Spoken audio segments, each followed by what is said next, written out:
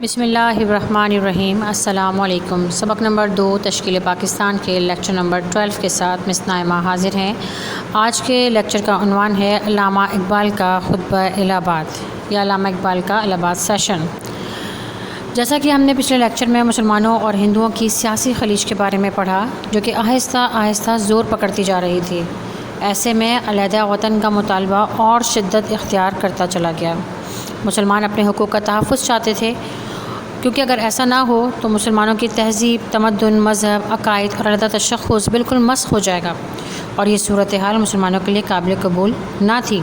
وہ کسی بھی طرح یہ بات برداشت کرنے کو تیار نہیں تھے کہ کانگریس اور ہندو مسلمانوں کے علیحدہ وجود کو ختم کر کے انہیں سیاسی اور معاشرتی حقوق سے محروم کر دیں۔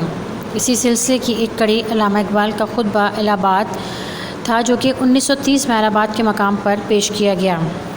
اس میں علامہ اقبال نے مسلمانوں کے علیحدہ وطن کا مطالبہ کر دیا اور فرمایا کہ میری خواہش ہے کہ پنجاب، سرحد، سندھ اور بلوچستان کو ملا کر ایک ریاست بنا دی جائے، خواہ ہندوستان برطانوی سلطنت کے اندر رہ کر آزادی حاصل کرے۔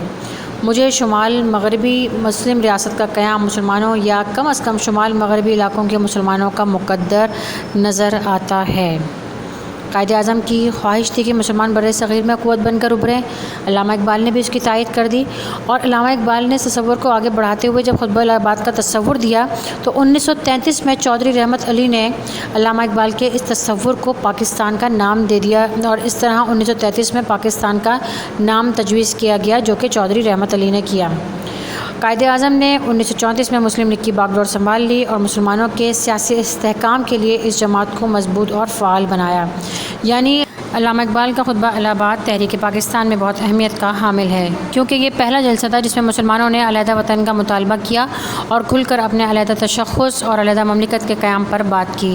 آج کا لیکچر بس اتنا ہی، اگلے لیکچر میں پھر حاضر ہوں گے، اس وقت تک کے لیے اللہ حافظ۔